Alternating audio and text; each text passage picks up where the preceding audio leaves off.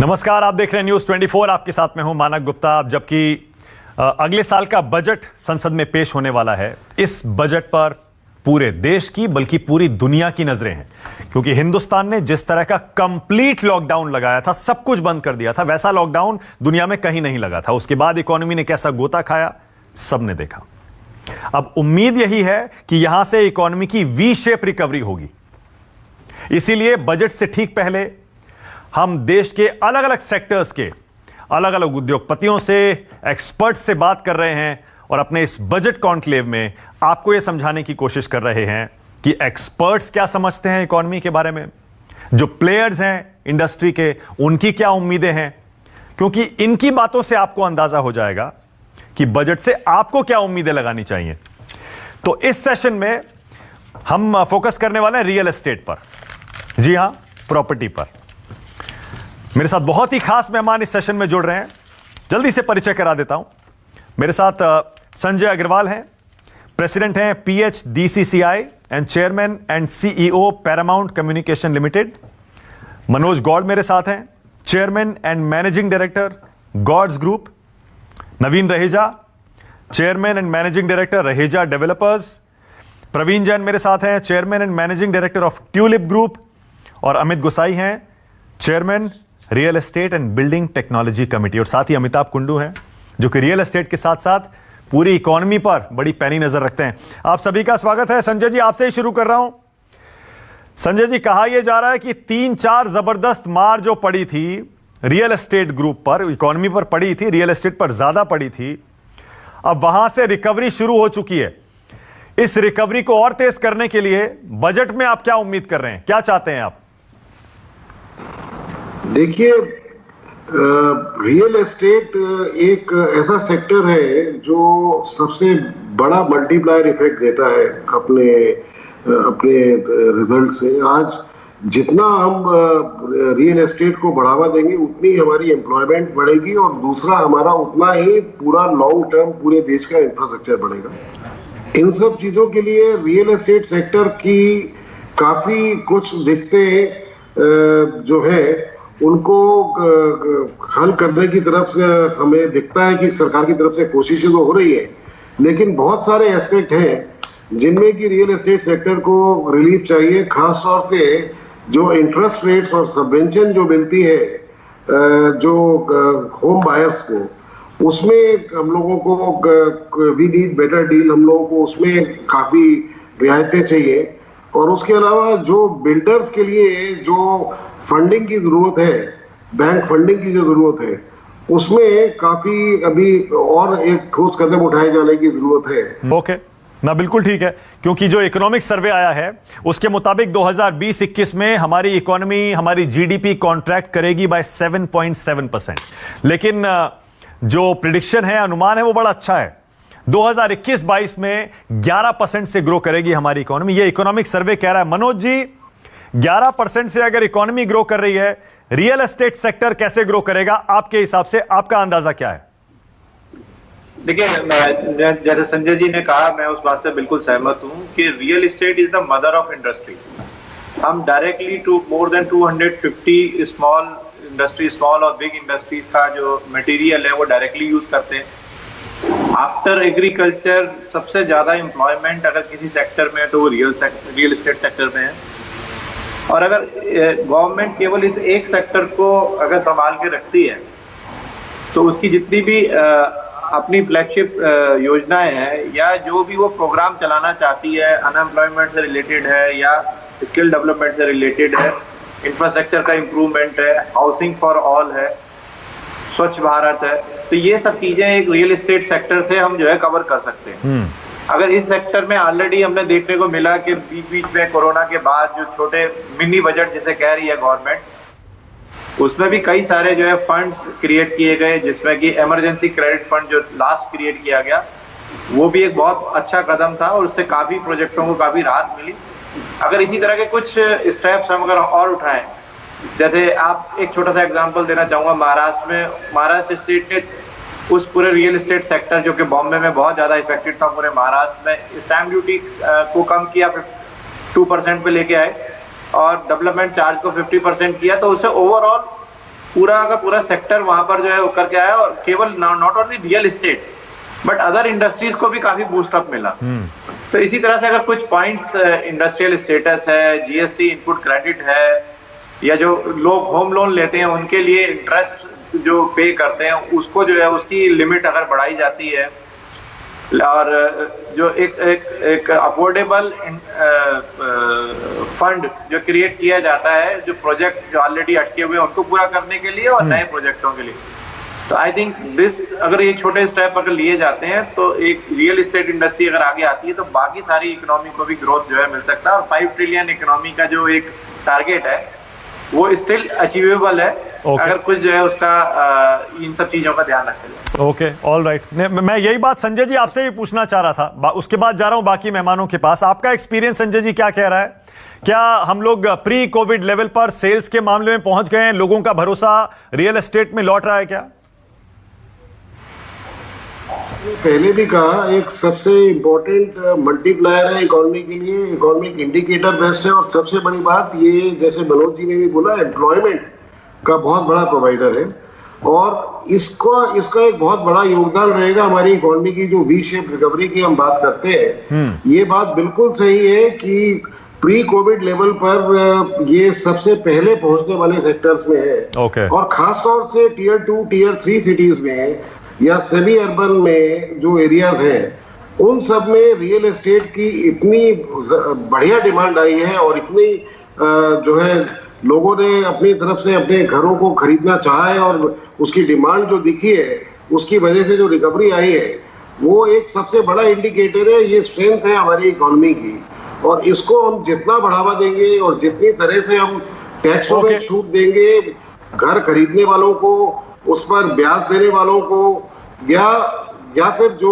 Builders को जो interest charge होता है, या बिल्डर्स को जो अवेलेबिलिटी ऑफ क्रेडिट है, जितना हम ये करेंगे ये सबसे बढ़िया मल्टीप्लायर इफेक्ट होगा। ओके, प्रवीण जैन जी, प्रवीण जी आपको क्या लग रहा है? क्योंकि जैसे मैंने बताया इकोनॉमिक सर्वे बोल रहा है अगले साल हम 11% के रेट से ग्रो करेंगे, 11%, और 2 एक्सपर्ट्स पहले ही बोल चुके हैं, संजय जी और मनोज जी, दोनों कह रहे हैं कि हम प्री कोविड लेवल्स को क्रॉस कर चुके हैं। इसका मतलब 2021-22 रियल एस्टेट के लिए ऐसा लगता है कि बहुत बढ़िया रहने वाला है, यहां से तो ऐसा ही दिख रहा है।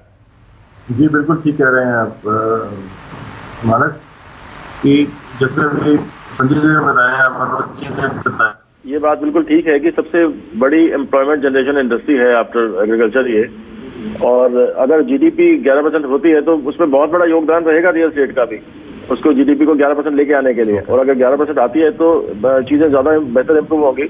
इसके अलावा कुछ, जैसे आप बजट के ऊपर ये कर रहे हैं प्रोग्राम, इसमें कुछ चीजें हमने सरकार से बात की थी, उसमें एक तो हमने ये कहा था कि जो कैपिटल गेन एक प्रॉपर्टी बेच के, अगर 2 प्रॉपर्टी लेते हैं वहां तक तो कैपिटल गेन का बेनिफिट मिलता है, 2 से ज्यादा अगर आप प्रॉपर्टी लेते हैं तो आपको बेनिफिट नहीं मिलता, अगर एक प्रॉपर्टी बेच के 2 प्रॉपर्टी मिलने जाते हैं। तो हमने कहा था सरकार को कि आप वो खत्म कर दें, वो लिमिट खत्म हो जाए, ताकि अगर मेरे 2 बच्चे हैं या 3 बच्चे हैं, मैं एक प्रॉपर्टी बेच के मल्टीपल प्रॉपर्टी लेना चाहता हूँ, तो उससे हाउसिंग में डिमांड बढ़ेगी और रेंटल हाउसिंग की डिमांड भी बढ़ेगी। ओके, एक इसके अलावा इंटरेस्ट पेमेंट के अंदर है जो 2 लाख की लिमिट सरकार ने की हुई है, वो 2 लाख को बढ़ा के हमने कहा था 5 लाख रुपए कर दें अगर, तो बायर्स को बड़ा उसका बेनिफिट मिलेगा और लोग ज्यादा घर खरीदेंगे उसके अंदर। ओके, और इसके अलावा एक सर्कल रेट का है, जहाँ कई जगह ऐसी है जहाँ पर सर्कल रेट इतने ज्यादा है, अगर कोई डेवलपर अपनी प्रॉपर्टी को कम दाम पर बेचना भी चाहता है तो वो बेच नहीं पाता, क्योंकि कलेक्टर रेट या सर्कल रेट जिसको बोले वो बहुत ज्यादा है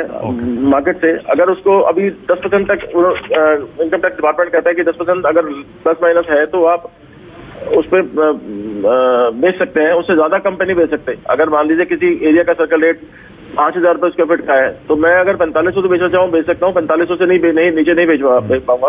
तो उसमें स्टैम्प ड्यूटी के लिए ये अलग अलग स्टेट्स ने अलग अलग जगह सर्कल रेट बनाए थे, तो वो हमने उनको बोला कि उसको बढ़ा के +-25% कर दें, -25% तक कर दें। Okay, all right.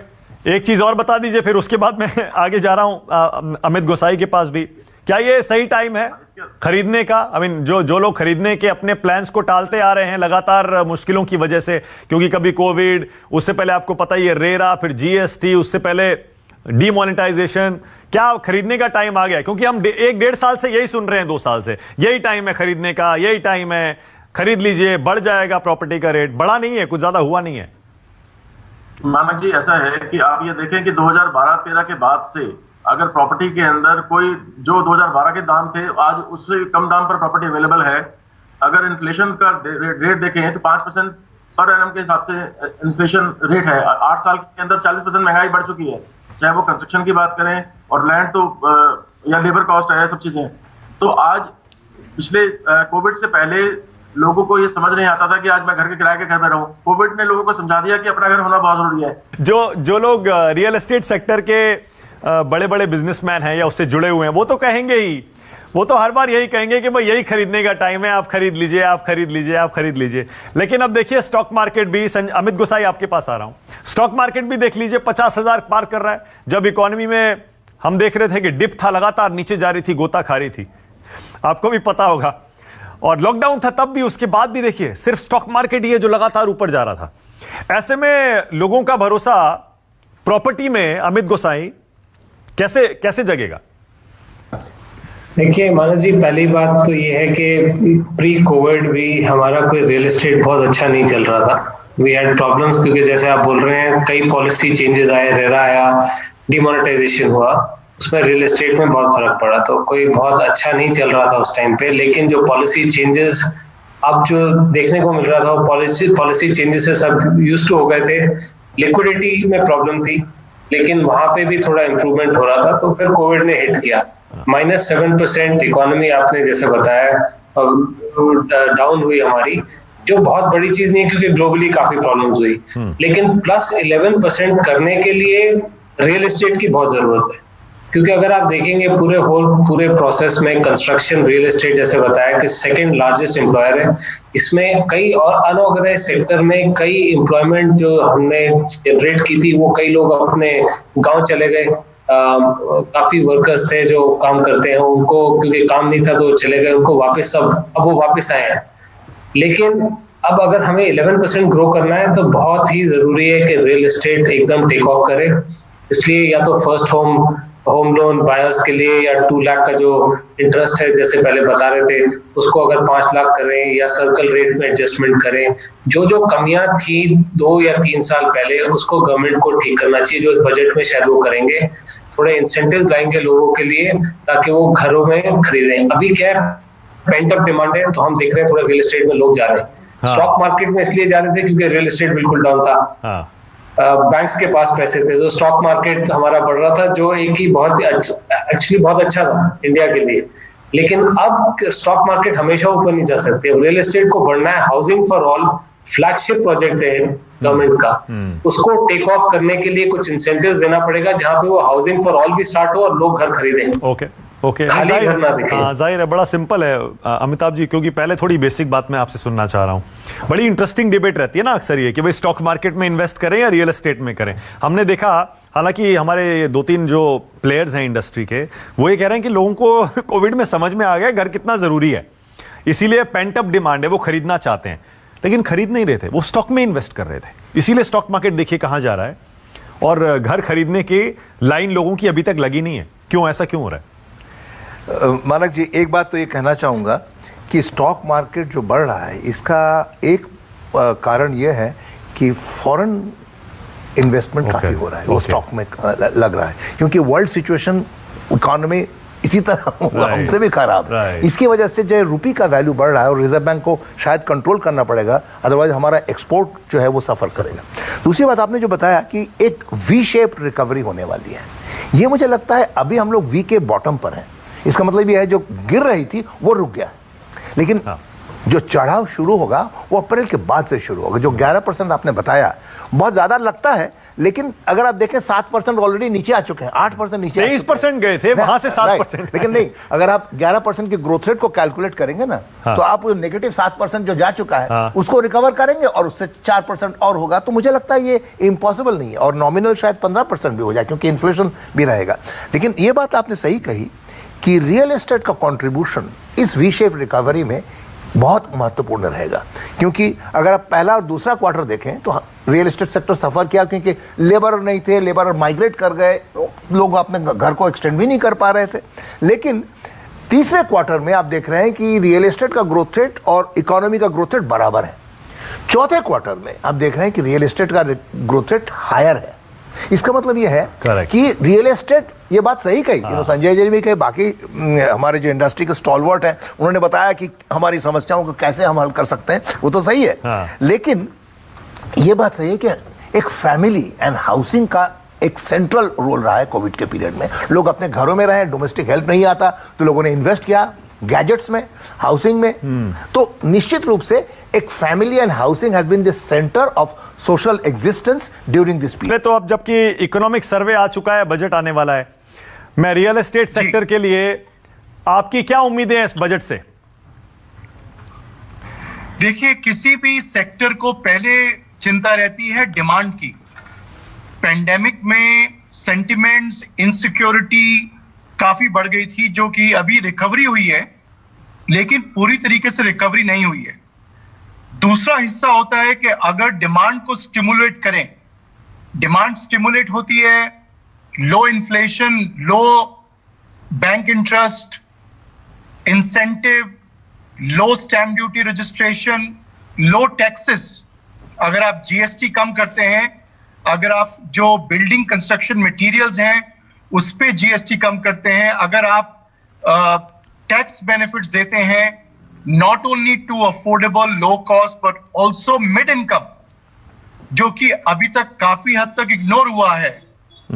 अगर ये सरकार डिमांड को स्टिमुलेट करती है तो ये सबसे बड़ी उम्मीद है हमारी कि ये अगर सही तरीके से रोल आउट हो जाए तो डिमांड वापस आ जाएगी। ओके। दूसरी उम्मीद हमारी ये है कि रियल एस्टेट सेक्टर में लिक्विडिटी चाहिए। लिक्विडिटी आपको बैंक से मिलती है, एनबीएफसी से मिलती है, प्राइवेट इक्विटी से मिलती है। अगर प्राइवेट इक्विटी मतलब इन्वेस्टमेंट क्लाइमेट अच्छा होना चाहिए। डेट, अगर आप रियल एस्टेट कंपनीज को अगर आप देखें, काफी रियल एस्टेट कंपनीज जो है बहुत ही रिप्यूटेड हैं, उनका सक्सेसफुल ट्रैक रिकॉर्ड है, लेकिन जब आप बैंकिंग सेक्टर से लोन लेने जाते हैं तो वो बैंक जो है उनको उसी नजरिए से देखते हैं जैसे एक B category real estate development को देखा जाता है। तो अगर मैं आपसे विनती करूं और आरबीआई से विनती करूं कि अगर वो लोन रिस्क वेटेज जो अटैच करते हैं वो हायर रेटेड डेवलपमेंट कंपनीज को कम दामों में दें, या लोन टू वैल्यू, अगर मैं 100 रुपए का लोन मेरे को लेना है और मैं सिर्फ 20 रुपए लेता हूं लोन, मतलब कि बैंक का रिस्क कम है।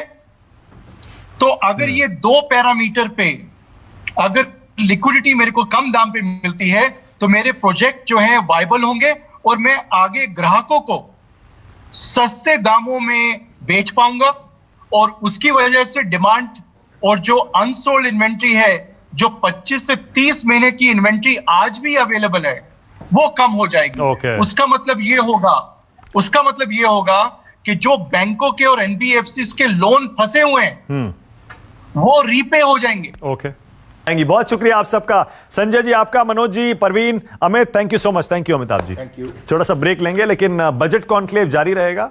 इसी तरह इंडस्ट्री के अलग अलग सेक्टर्स के एक्सपर्ट्स और प्लेयर्स न्यूज़ 24 पर आपको आकर बताते रहेंगे सरकार से क्या उम्मीद है और आपको क्या उम्मीद लगानी चाहिए इस बजट से। आपका बजट।